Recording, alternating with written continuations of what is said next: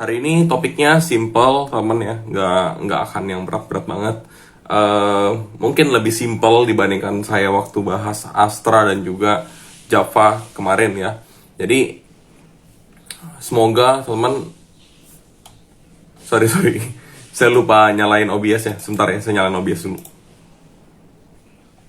Soalnya polanya begitu ya. Jadi kita live-nya di IG, tapi ntar kalau misalnya memang udah selesai live-nya, saya uploadnya di YouTube, jadi nggak masuk ke IG lagi.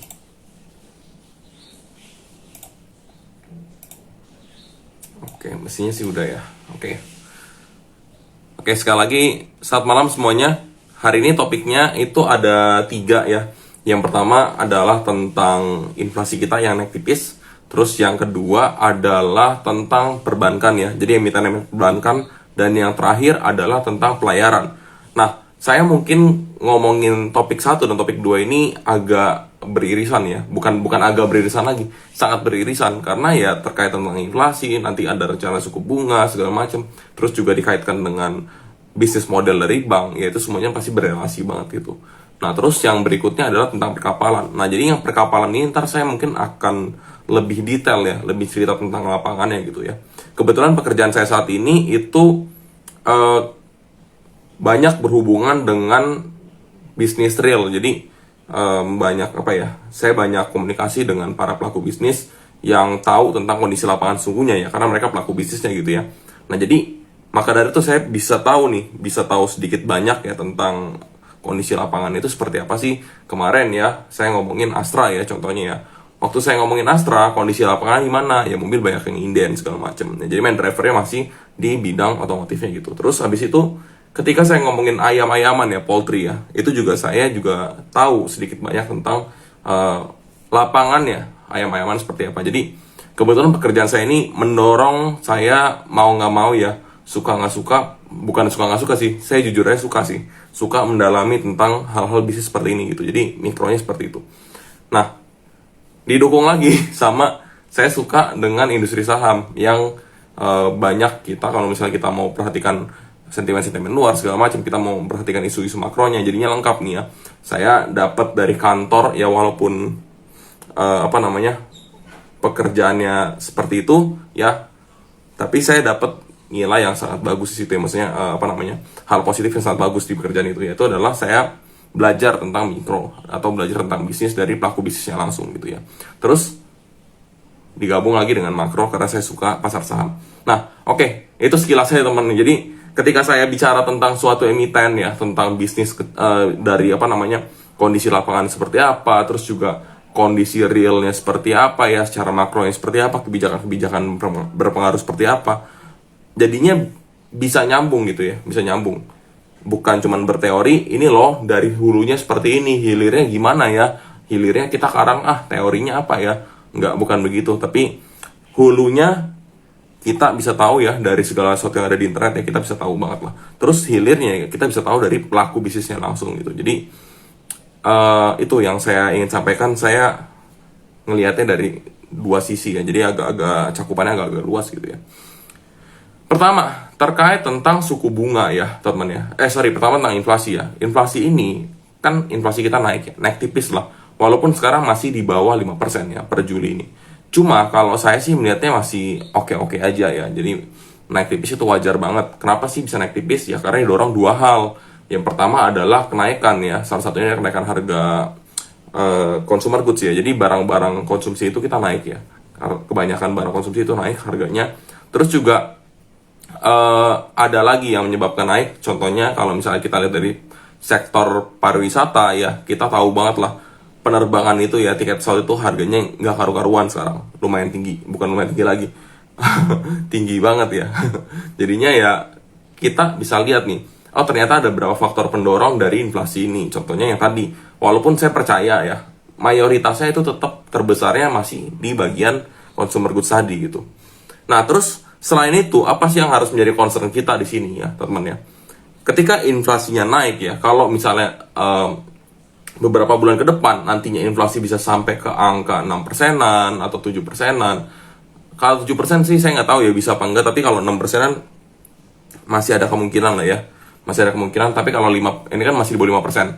Ya mungkin kalau misalnya ini kondisi ini terus berlanjut segala macam, nggak ada SBN yang kurang berefek. Kemarin kan diakalin dengan cara SBN dibagusin ya, istilahnya apa ya, banyak investasi masuk SBN gitu ya. Nah, kalau ini nggak terlalu berdampak teman ya, kalau ini nggak terlalu berdampak, yang terjadi apa? Yang terjadi otomatis inflasinya bisa ada naik, bisa ada kemungkinan naik lagi gitu. Nah, kalau inflasinya naik, ya mau nggak mau SBN nggak mempan, walaupun kita punya neraca dagang positif segala macam, suku bunga dinaikkan pasti. Ya jadi saya nggak pernah bilang bahwa suku bunga dari suku bunga kita itu nggak akan naik. Saya nggak pernah bilang kayak gitu. Bisa naik, bisa enggak gitu ya, tergantung dengan kondisi yang ada per bulannya gitu. Kalau saya bilang saya memproyeksikan 3 bulan lagi, 4 bulan lagi, 5 bulan lagi, itu terlalu kayak dukun teman ya. Nggak bisa kita pakai ilmu kira-kira seperti itu. Ya kita benar-benar harus ngikutin ya step by stepnya, bulan demi bulan seperti apa perkembangan ekonomi kita gitu. Nah, kalau kita udah ngikutin itu semua dan kita bisa tahu nih, oh kira-kira bulan depan bisa nyampe 5% enggak ya? Kalau sampai 5%-an suku bunga naikin ya 3,5 atau dinaikin 3,5% sekarang kan ya. Kalau naikin berapa basis poin ya mungkin jadi berapa gitu ya. Nah, jadi sebetulnya dari gap 3,5% sekarang kan belum nyampe 5%, itu pun masih ada gapnya yang nggak terlalu jauh menurut saya pribadi. Jadi masih oke banget. Makanya kenapa kemarin waktu inflasi yang 4,35% itu nggak dinaikkan, karena gapnya nggak terlalu besar, masih tipis gapnya, masih bisa terkontrol lah ya dengan beberapa subsidi segala macam gitu. Nah, tapi kalau gapnya makin lebar ya otomatis akan dinaikkan suku bunganya biar gapnya tadi tetap stabil ya, tetap kecil gapnya gitu. Bahasa gampangnya seperti itu teman-teman. Nah, terus kalau misalnya kita ngomongin kenaikan suku bunga ya dari dampak inflasi tadi ya, misalnya jadi dinaikkan, yang terjadi adalah industri perbankan pasti akan kena dampaknya. Pertama ya, kalau dinaikkan ya otomatis nantinya ya suku bunga tabungan pasti akan naik. Bukan suku bunga tabungan, mungkin saya lebih spesifik ke suku bunga deposito segala macam gitu. Itu pasti akan ngikutin naik. Mungkin beberapa bank sekarang ngasih suku bunga deposito yang lumayan rendah, tapi ntar pasti akan naikkan lagi gitu. Menyesuaikan dengan tingkat suku bunga yang ada pada BI ya. Nah, terus kalau misalnya kita perhatikan lagi hal lain selain kita ngomongin dari bagian fundingnya ya, kan kalau banknya kan biasanya cuma ada dua ya, funding dan juga lending gitu ya. Kalau fundingnya naik, lendingnya pasti otomatis naik. Kenapa sih kalau fundingnya naik, lendingnya pasti naik ya? Funding itu teman-teman nyimpen uang ke bank ya, jadi itu dianggap funding. Kalau misalnya lending, bank menyalurkan uang ke para nasabahnya atau ke teman-teman semua gitu. Nah, kalau misalnya fundingnya naik nih, modalnya dari 3,5% jadi 4% katakanlah ya. Terus lendingnya dari yang biasanya 8% sekarang tetap di angka 8%. Nah, kalau 8 dikurang 3,5, berarti kan masih ada sisa kan kurang lebih 4,5 ya. Nah, awalnya bank itu punya cuan 4,5% nih marginnya ya. Kalau kita ngomong bukan NPM di bank, tapi NIM ya, net interest margin. Nah, kalau bank yang tadinya punya interest marginnya 4,5%, lendingnya nggak dinaikkan, otomatis apa? Pas fundingnya naik jadi 4%, 8 dikurang 4, jadinya sisanya berapa? Jadi sisanya 4%. Gitu. Jadi bank tadi punya NIM 4,5%, sekarang sisa 4%. Otomatis labanya bank pasti akan tergerus. Nah, bank nggak akan mau hal ini terjadi, teman ya. Apalagi nanti jika sampai suku bunga dinaikkan ya, terus otomatis orang kan pasti akan beralih dari yang instrumen berisiko tinggi terus masuk ke bank yang risikonya lebih rendah gitu ya. Karena kan ada penjaminan juga di situ ya, ada LPS-nya gitu. Nah, otomatis bank ini akan banyak dana yang ada di bank itu likuiditasnya akan tinggi, dan ini sebetulnya kurang begitu bagus ya kalau penyalurannya nggak sejalan. Nah, jadi dampaknya seperti itu teman ya, kalau kita perhatikan nanti terkait tentang suku bunga segala macam gitu. Cuman kalau seandainya, saya sih berharapnya jangan buru-buru dinaikkan. Karena apa? Karena kita masih secara bisnis realnya kita masih butuh ekspansi ya. Kita masih butuh ekspansi yang menurut saya pribadi masih, walaupun sekarang udah oke banget, tapi masih kurang menurut saya pribadi. Kenapa sih saya ngomong kayak gitu ya? Karena kalau suku bunganya masih rendah, para pengusaha itu lebih berani untuk ambil kredit segala macam gitu. Bayangkan sekarang yang bunganya misalnya bunga kredit ya di kisaran 9%, 10%, para pengusaha aja mikir-mikir buat ngambil. Apalagi nanti dengan ketidakpastian ekonomi seperti ini, suku bunganya naikkan segala macam ya, otomatis lendingnya biasanya juga akan naik ya. Bukan biasanya sih, hampir bisa dipastikan akan naik. Tiba-tiba dari yang bunga kreditnya 9%, dia jadi 10% ya.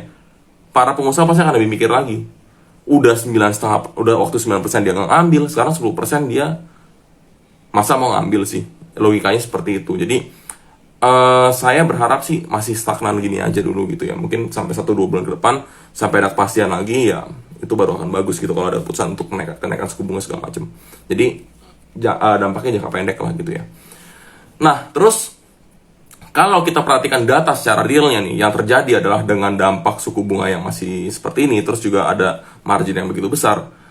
Emiten perbankan, kalau teman-teman perhatikan, Q2-nya, Q2 2022-nya ini, itu kenaikannya signifikan ya. Salah satunya ada di BBCA, terus ada BBRI juga, kenaikannya juga signifikan, segala macam ya. Bank-bank lain juga sama signifikannya gitu ya.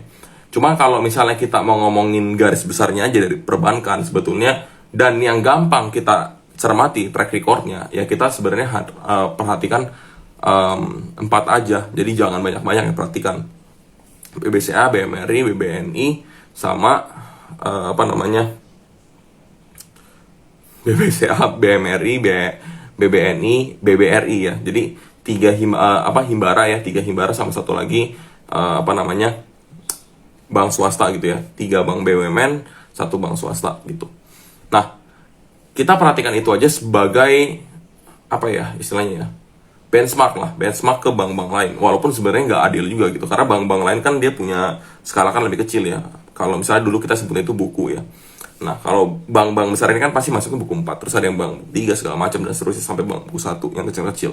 Nah, kita ini ambil benchmarknya sebenarnya kurang begitu adil kalau misalnya kita bandingkan dengan beberapa bank yang punya kinerja baik dan juga punya return dari dividen yield yang tinggi gitu ya. Contohnya, kita bandingkan dengan bank-bank daerah ya, seperti BJBR, udah gitu BJTM segala macam. Mereka tuh punya return dividen tuh besar loh dibandingkan dengan bank-bank lain yang ada gitu. Returnnya mereka itu di angka kisaran 7 sampai dengan 10%-an untuk return BJTM dan juga BJBR. Nah, ini sangat menarik teman ya. Sangat menarik kalau kita perhatikan returnnya mereka ini terkait tentang industri perbankan yang sangat bagus sekarang. Cuma kalau misalnya nanti suku bunga naikkan dengan ketidakpastian bahwa kredit akan berjalan dengan mulus segala macam, dikhawatirkan proyeksinya nggak akan seindah seperti yang kita lihat saat ini. Kalau kita lihat, wah ini Q2-nya tinggi nih, Q3, Q4-nya kalau kita proyeksikan berarti kan 3 kali 2 ya. Q1 tambah Q2 dikali 2 ya. Jadi kita lihatnya, wah gila ini berarti growth-nya dari bank-bank ini akan tinggi. Tapi kalau misalnya secara buru-buru naikkan segala macam, saya nggak yakin akan mencapai ke growth yang diproyeksikan seperti itu. Mungkin bisa lebih rendahnya lagi gitu. Ya walaupun in the long run perbankan kita itu masih bagus banget. Ya jadi kalau kita perhatikan ya, saya masih lihat ada peluang-peluang di sektor perbankan kita. Tapi nggak sekarang, karena sekarang itu lagi naik-naiknya ya. Karena baru keluar banget ya tentang Q2-nya perbankan yang bagus-bagus banget gitu. Jadi ya pasti market masih mengapresiasi lah. Jadi komen saya tentang perbankan ini sebetulnya masih sama dengan agak-agak mirip lah ya, ide pikiran itu agak-agak mirip dengan Astra waktu saya ngomongin Astra ya. Waktu saya ngomongin Astra, saya tahu lapor Q2-nya Astra itu bagus banget. Tapi saya melihat ada suatu disrupsi yang akan terjadi ya, potensi yang akan terjadi ke depannya yang akan mempengaruhi Q3 sampai dengan Q4-nya dia. Nah, ini juga sama saya melihatnya ini di industri perbankan. Mungkin aja akan ada disrupsi di Q3 dan juga Q4-nya nanti. Ya walaupun saya bisa jadi salah nih untuk melihat hal seperti itu, karena kan belum tentu suku bunganya mungkin sejalan dengan keinginan saya dan juga keinginan bayangan saya ya, proyeksi saya. Misalnya saya bilang, wah ini jangan-jangan naiknya lagi ntar 3 bulan lagi atau 2 bulan lagi. Itu sebetulnya bagus menurut saya, tapi belum tentu ntar walaupun udah bagus menurut saya, tapi ternyata hasilnya nggak sebagus itu gitu ya. Nah jadi ada potensi salah juga gitu teman-teman. Jadi dipilah-pilah aja apa yang saya sampaikan. Cuman kalau saya sih harapannya, saya ngelihat nanti ketika euforia yang selesai pasti kan ada, kalau misalnya kita lihat secara teknikal pasti kan ada retrace-nya, ada koreksi-koreksinya lagi segala macam. Nah kita bisa ambil nih kesempatan ini untuk hold saham perbankan di jangka yang lumayan panjang lagi nanti ke depannya ya. Ya kalau saya sih masih percaya ya dengan momen window dressing yang nanti akan terjadi di akhir tahun, dan ini akan berdampak di saham-saham perbankan.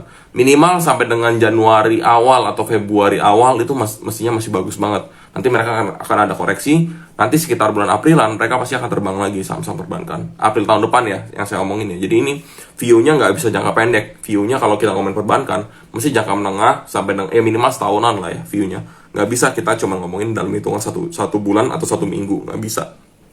Ya itu tentang perbankan ya. Nah sekarang saya masuk ke perkapalan nih teman ya. Kalau bank mungkin udah cukup lah bahasnya segitu ya. Eh, Mungkin tadi saya bahas bank itu udah sekitar 15 menitan. Nah, saya bahas perkapalan ini mungkin 15 menitan juga nih.